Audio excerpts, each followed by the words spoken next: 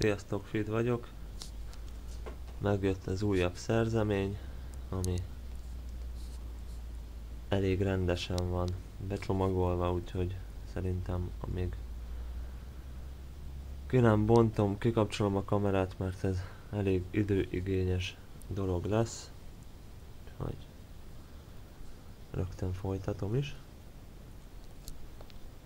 Tehát nagy szenvedés árán sikerült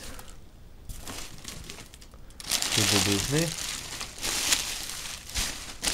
Ugye papírokban megint nem szenvedünk hiány. És akkor lássuk,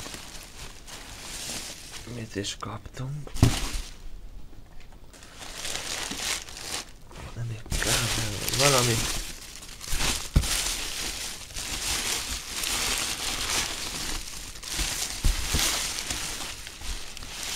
Nincsen.